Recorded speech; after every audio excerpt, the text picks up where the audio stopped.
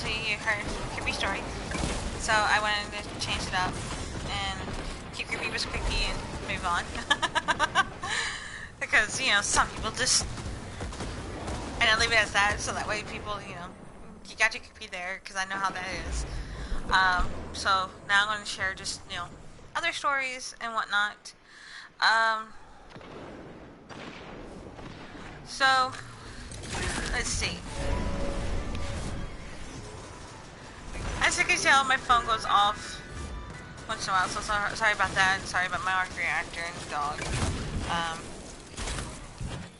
I guess eventually, at some point in my life, I will stop apologizing for things that can't be beyond my control, but hey, whatever. So, I was figuring I would tell you a little bit of story about some of my interesting, weird childhoods. And before any of you get like, oh my god, how weird can it be? It's not too bad. I mean, I call it weird because, in my opinion, it's weird. But then again, you'd be like, oh yeah, that's so normal.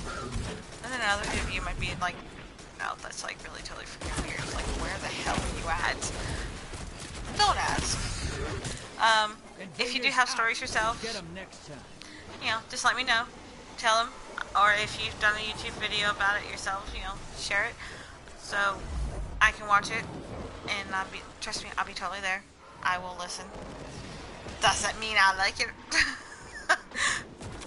But I will definitely listen.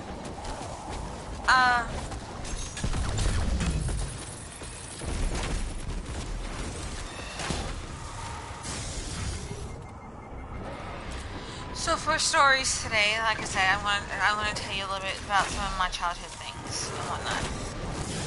One of them, and it's not military, but for a parent it is, but for a kid it isn't, per se. I guess I got lucky or whatnot. I remember I was really little. My baby brother, my youngest brother, he was just an infant, so she just barely, I got done having him. And, I was very grown up. I like to do things on my own. I like to explore a lot. So we happened to be at the local Walmart at the time. Wasn't very big. It was very small. So, you know, there wasn't, like, I could really get lost. You know, I could probably hear my mom several aisles down. But we were looking at some, I was trying to look at some toys that was not too far away from where she was looking at some clothes. So, the toys and the clothes were, like, really just right next to each other. So, I mean, there was hardly any way for her to do anything. You know, as long as I could hear her and she could hear me, I felt like, you know, everything was going to be okay. Well, apparently it wasn't okay, because there was apparently a guy that was trying to get me to come and follow him out. I said no, and I somewhat got away from him and hid among the clothing rack, because he was going to make a move. I went around the corner because I was at the edge of one, and then ran, and then hid among the clothes very close to where my mom was. And I could see from where I was that he was looking for me. And so I made sure that I did, and then as soon as my mom was close enough, I just pop up, grabbed a hold of the cart, and just says, Mom, I'm going to stay by you for right now. And apparently he did see me, and then he just kept on going and then walked out the store. So that was really odd. I mean, if you've watched my last video and whatnot, there's so many times I've come close, it feels like, to death and things like that. I mean, it's not even just from, you know, that was like a real death experience, but, you know, for all I know, that person could have wanted to chop me up into little pieces. But that was really creepy. It's really odd, and especially for the late 80s, early 90s, you know, we were just starting to get a lot more of this information out and whatnot, you know, because nowadays, I mean, this stuff is all around. You hear about, you know, all the time about, you know, keep an eye on your kids, you can't let them do this. But I'm in the era where, you know, come back inside when the street lights come on, and I miss those times.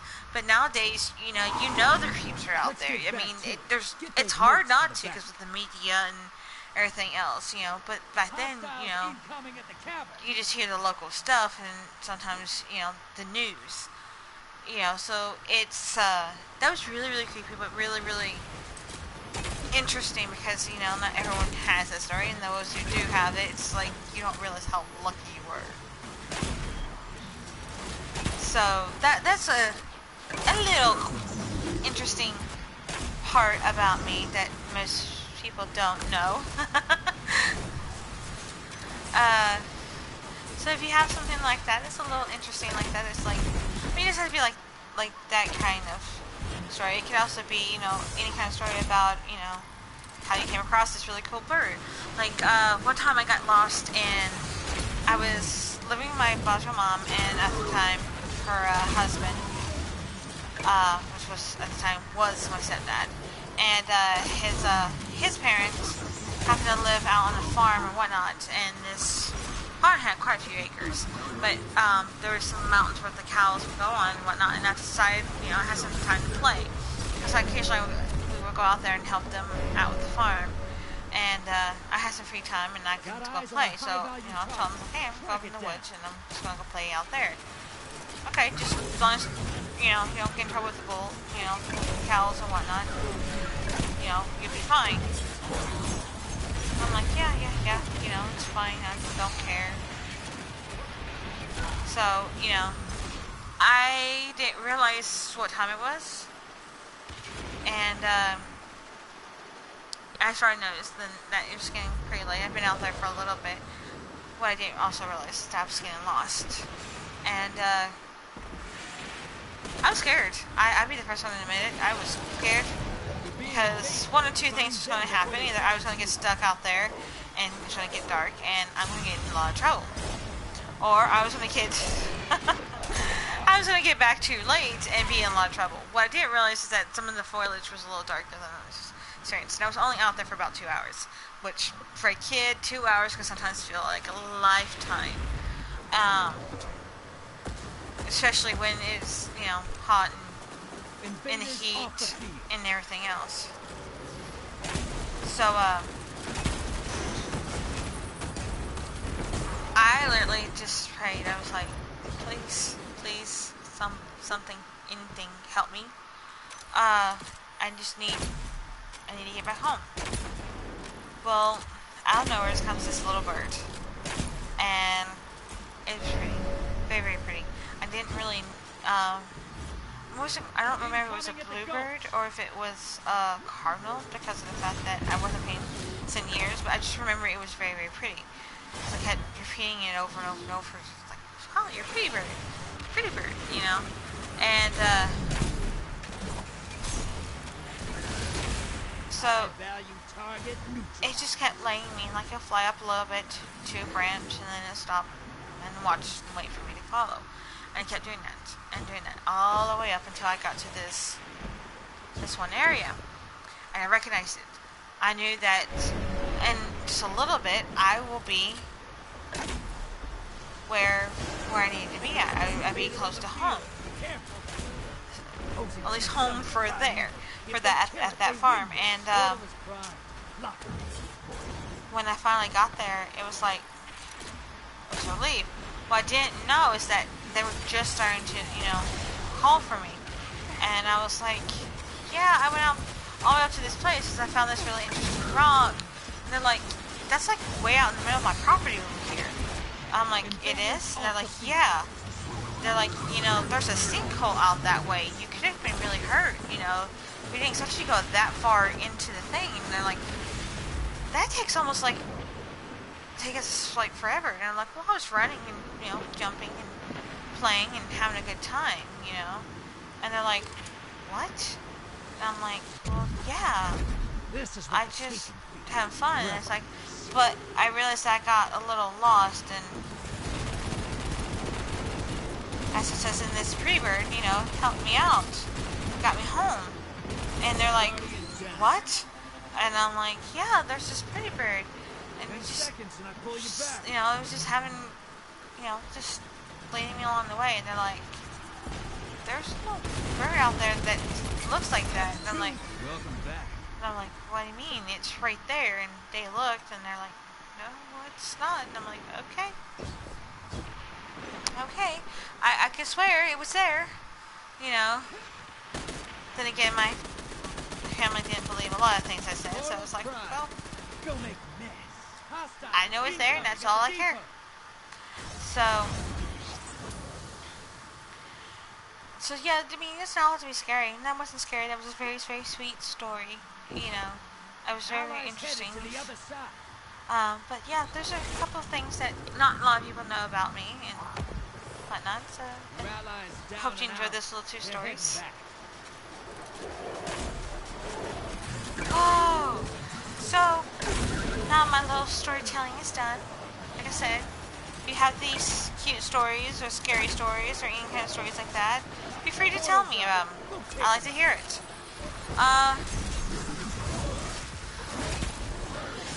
Just to let you guys know, I'm just working on bow kills pretty much for Gambit so I can get Hush Little Baby thing, so I'm not really worried about winning.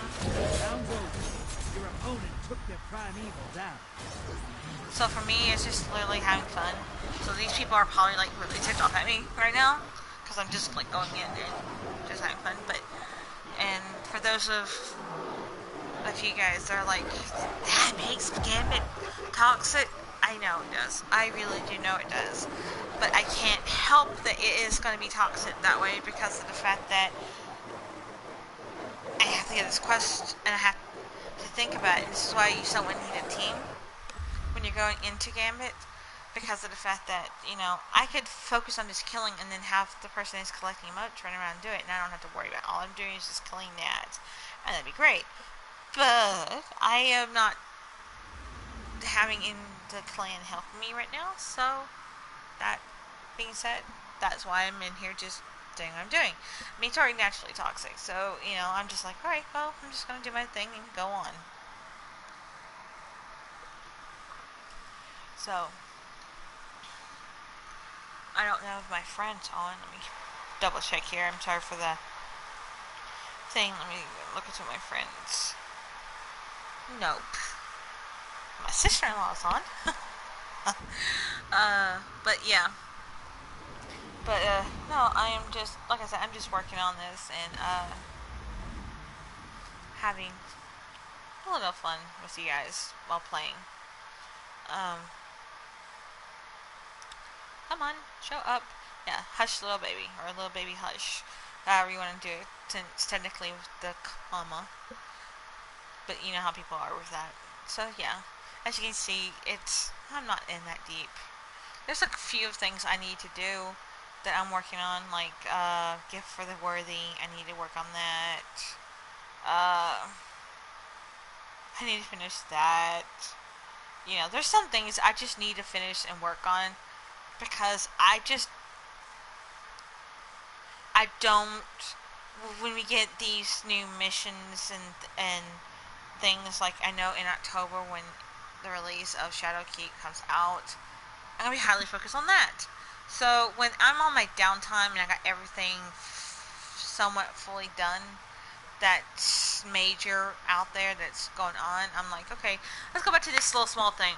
Okay, let's chug on this. You know, and my husband's always sitting there saying, oh, well, you know, you need to hurry up and get this done before, you know, reset. And I'm like, I don't care if it resets or not. I know I'm not going to get done before reset. To be honest, I don't want to be done before reset. So that way when reset does happen, then I get it.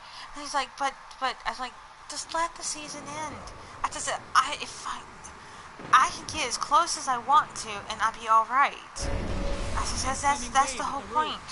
I says, I'm just getting to where I'm going to need a couple more games or rounds, and then I'll wait until thing, and then I'll just go through it. And he's like, oh, that's a way to do it. I'm like, well, duh.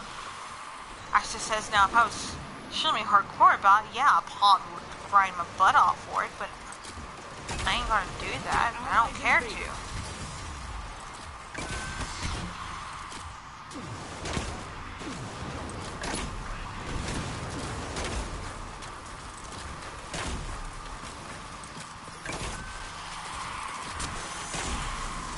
So, yeah. That's what I'm doing. Hostiles at the trees.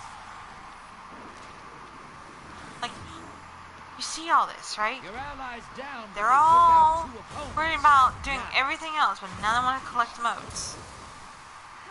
You know, this is where I do have problems with people playing Gambit, because Portal's prime. Go make a mess. you know, you can shoot them all day long, and so, I mean, I understand if you're training and doing, but like you just saw, I'll grab motes. I mean, it's not like it's hard. You just grab them. Oh, that's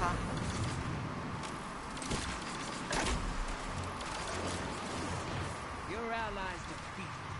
Bringing them back.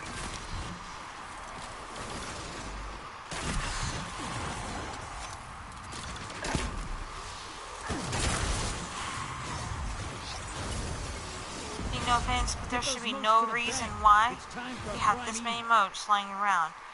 See, you get these two types of people that comes into this game. They either want to hug all the motes, or they don't want to pick up a single freaking mote. They just want to do all the kills. If you're gonna do all the kills, fine, do the kills.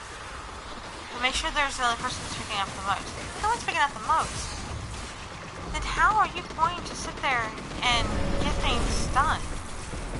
I mean, you want to win, don't you? But, you know, whatever. Let me.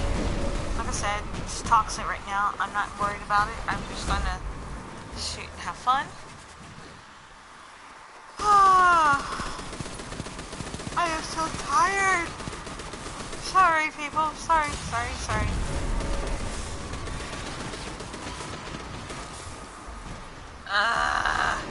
Boys taking a dirt nap. Prime evil time. Watch your back. Invader incoming. Invader! Yay!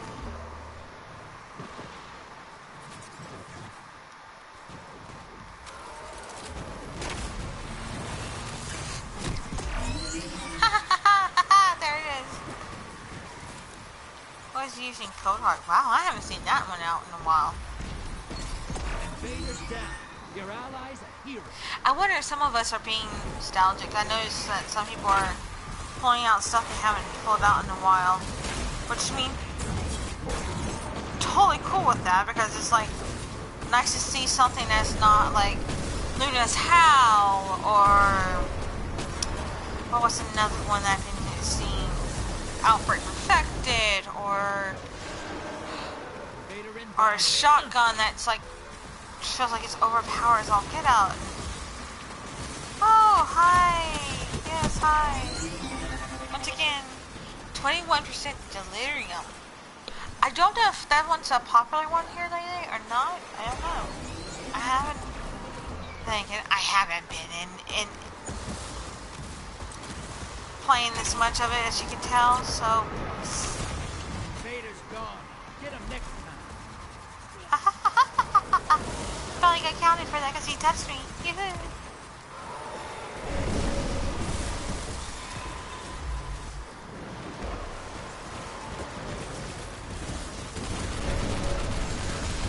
Yeah, I have heavy.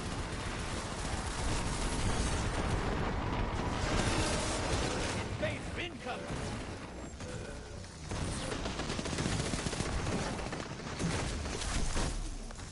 And down I go again. Taking wired rifle. Is this the same person that coming in over? I don't know. I'm not paying attention. I should, but I'm not.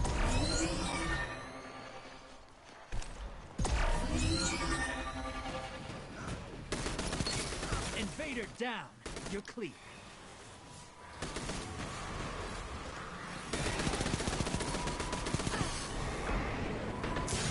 You're behind.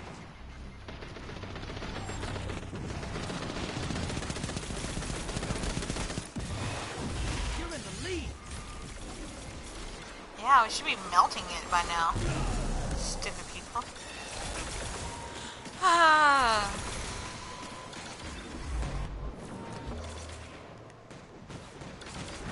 am literally so bored. I'm tired, guys. Not even funny. Primeval's dead. Nice.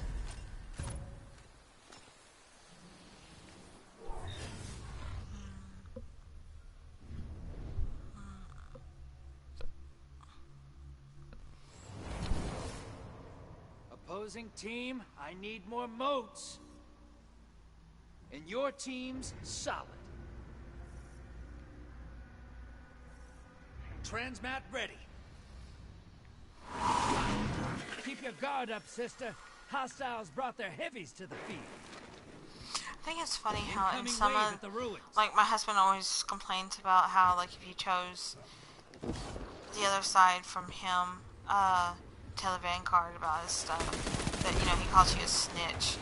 I'm just like, well, what do you expect? Technically did snitch on him. They're like, yeah, but they don't have to say it, like, all the freaking time. I'm like, snitch, snitch, snitch.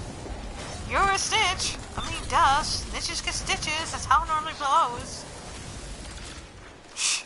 I mean, no offense, but you look at us when we were kids. You know, you guys are all going in. Okay, and say you're the one with the bright idea to go get into the candy jar. Guess what? Inbound in the beach. So, if it was your bright idea, but so-and-so comes around the corner, okay, the accomplishments are always going to say, well, it was his idea. And you'd be like, motherfucker, you fucking snitch. Well, I know not to trust you again. Well, not only do you get aggravated and know not to trust them, but you also turn around and end up saying never wanting to work with them to do stuff again. Well, guess what? They also get payback. You know, and I am so hard for that kind of stuff because of the fact that I'm the first person to try to tell you, just like, you snitch on me, boy, you're getting it. Because I'll drag you down just as much as me. Because trust me, if I'm doing something I know I'm not supposed to do, and I'm dragging you along, I know because there's something that you weren't supposed to do and you already did it. And I had the dirt on you. I'm just that type of person. But I make sure my facts are straight before I even try. And for those of you who think that's really petty and stupid and all that, that's called karma. It comes around, it goes around. Do I do anything that's illegally? No. Do I say something bad? Of course. I like putting my hand in the cookie jar once in a while. All the time? No. Do I do anything that will get me in trouble with the law? No. Do I do stuff to annoy my husband and my friends? Yes. And I'm the ones who like to play little pranks and things like that. So, that's what I mean by, you know, no. Oh, that was all her idea. It's like, really? Really? You gotta open your mouth and say that. You can't just left it as in, you know, all for one, one for all type manner. Nope.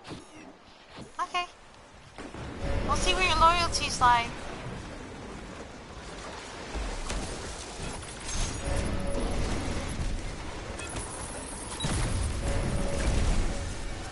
Holy fuck. Come on.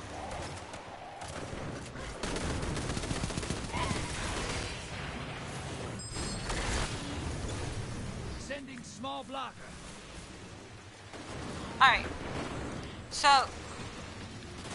I'm gonna say this because I know there's probably someone in here that is doing it and sometimes you have to wrong. And I'll probably do another video of it better when I have a full team of people in. Invaders here. Brace yourself. But, if you're going to play this game, like, I should be serious.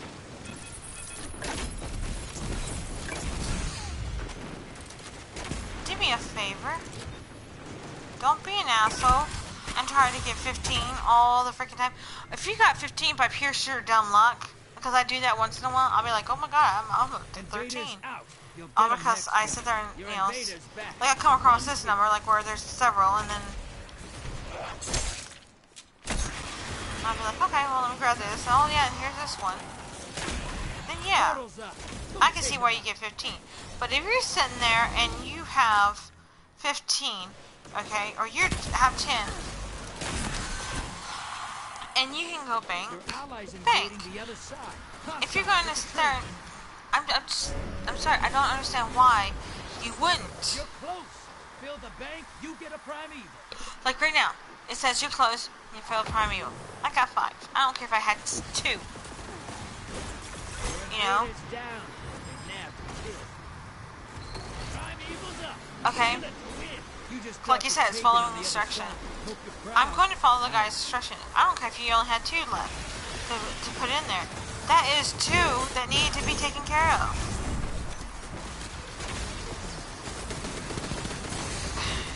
Like I said, I'll probably do a whole video on it, but I guess it's more of a pet peeve to see people coming around and they're grabbing 15 motes and trying to bang 15 motes each time. Okay? It's more of a hassle for the other side to sit there and literally...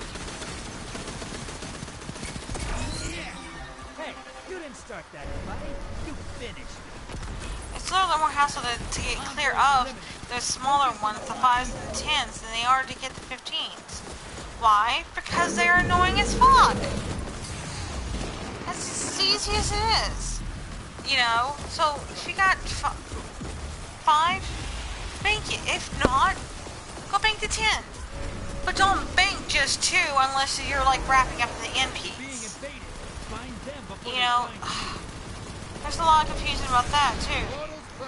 Like I said, it's just there's just some people that just don't go over the deep end. And like I said, between this and some of the crucible and whatnot, it's cancerous because people go in and they're doing... I understand if you're working on a gun for its thing, I understand the purpose that it's going to be a pain. It's going to be not really able to help your team.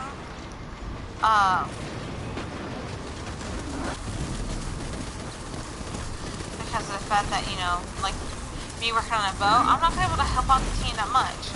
But guess what? I'm still going to do it. You know, if I can bang, I bang. If they need something, I'm going to try to do it for them. Because, you know, we can win. Like right now, we have a very good possibility of winning. So, you know, instead of trying to take my time and kill all these other stuff around, you know, I help get the, you know, the primeval down and end it. But, you know, just have some consideration, some common sense, people, just a wee bit. So, you know, that's just my 2 cents. You up against the nastiest horrors I can find in this system. When you laugh in my face, doesn't mean you have to like it, but... Alright, about to hit the 30-minute mark. I'm trying to keep my videos somewhat around that, because, you know, much more than that, people are like, okay, I'm done. I'm through. So, I'm trying to keep my videos short for people like that. So, alright, well, that's my video for this week's. Ciao!